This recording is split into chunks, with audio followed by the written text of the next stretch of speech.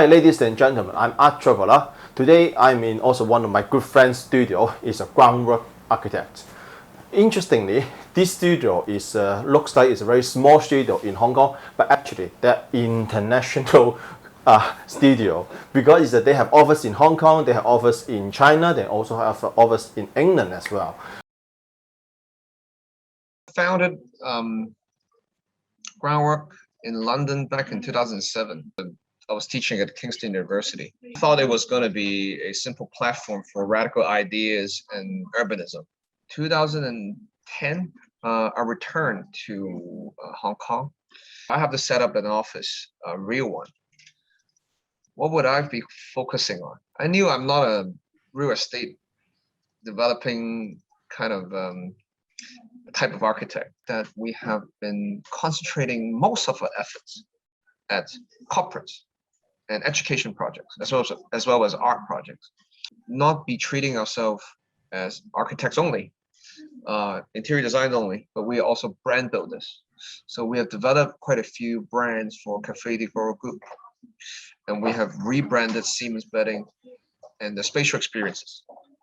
So that these efforts significantly aided the growth for both enterprises, because at the end of the day, architecture should be at the surface of human beings. Otherwise, it's just a shell.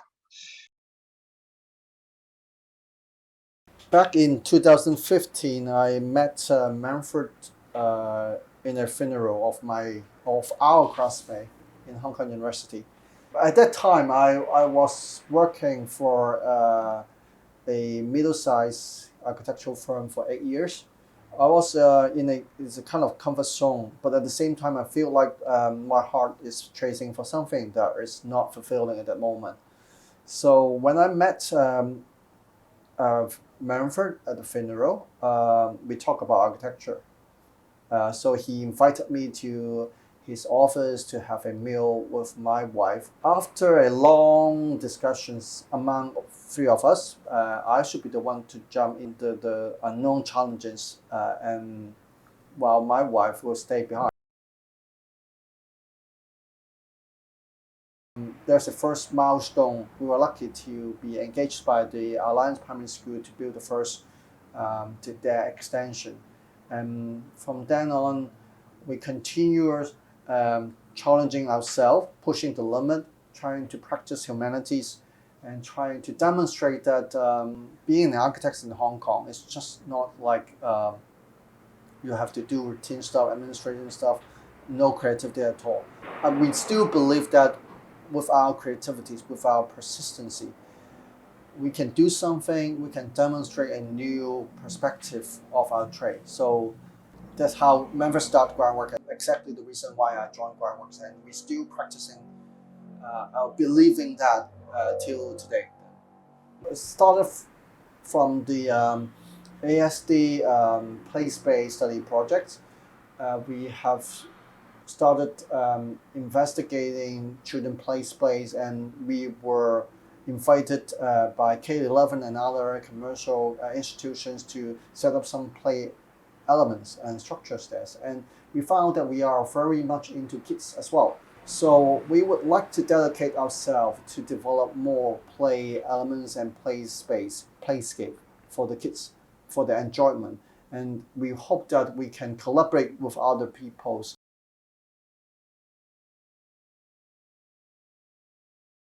When we were first approached by the school was only looking for a rain shelter or a canopy for the students to do some exercise under a cover area. So we spent a lot of time engaging the client, trying to explore the possibilities of doing more.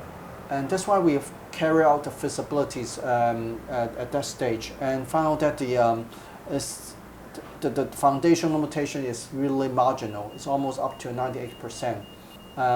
We also discussed the same kind of projects with other architects in the city and in Hong Kong, and some of them feel like there's no way that we can do this project because of the site constraint, the time limits, and also the foundation limitations.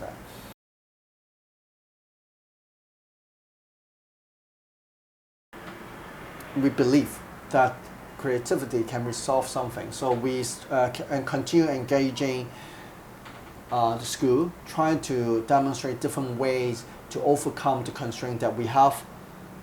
And that's why we come up with the scheme with the roof that is not accessible, it's not planted at all. For a limited school like this kind of size, they really want to make use of every piece of land for the students to enjoy. But we don't have any loading capacity at all. And even the void that we were trying to introduce is not planted as well. It was due to the structural limitation. To deal with the site situations, we introduced a steel structures assembly offsite in order to overcome the site access constraint. So the whole structures was assembled offsite in the factory, and they cut the assembly structures into 4 pieces again, and they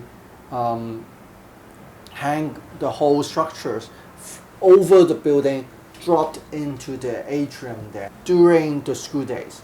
And I'm very glad that we can be part of them, and I'm very glad that we have introduced a very diversified space for the students to enjoy.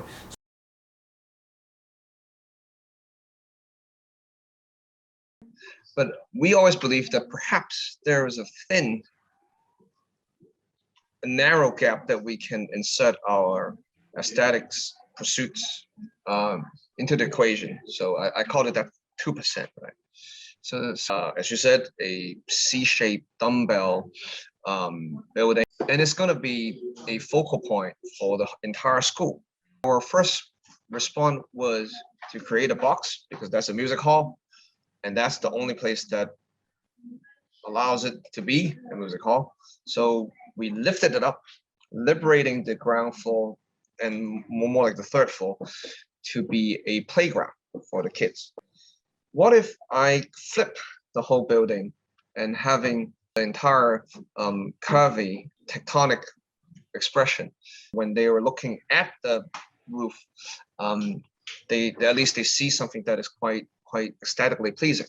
So we were looking at the Lion Rock building and thinking that perhaps we could animate the hill. We can allow for a headroom around 2 meters. We don't want it flat. We wanted something to be poetic, so the kids may feel that they're still playing in school. So that's the power of architecture.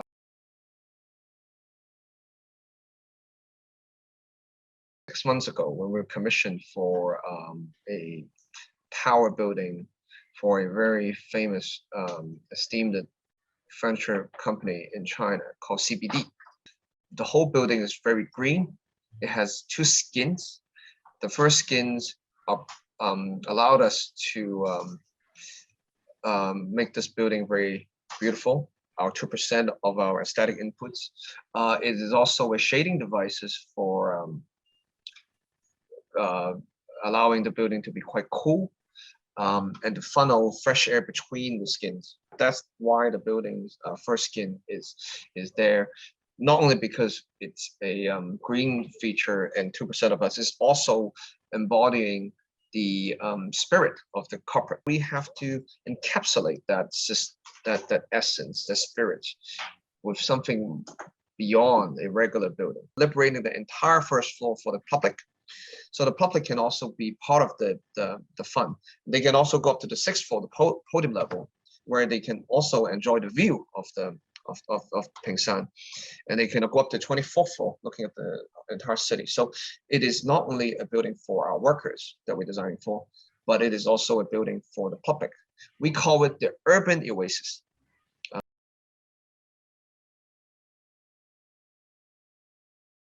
First of all, we want to keep on doing the humanity part. The second part would be our vision of pushing the boundary, so-called 2%. I think this is a very interesting part. Also make our life more difficult, but at the same time we enjoy it very, very much. And we wanted to keep up with that spirit. We wanted to empower our next generation to to bear the same kind of vision as well at the same time, so that they will not losing hope that they are not just doing very ordinary stuff. They will trust themselves. They can do something to the architectural field and change the world as well. Where we continue to help very mature corporate clients to develop their business strategies, spatial strategies. The other arm is our fun arm, our kids arm. We hope that we may be building more kindergartens and schools in the world. We wish to develop further our own place-based equipment. We are also very excited to be doing more and more of our inflatable arts and art spaces in China. And hopefully one day we can have some of our installation and spaces at very deprived area in the world. For instance, places that are experiencing extreme poverty. I don't want to think too much. I think let's just take one step at a time and see where it leads us to.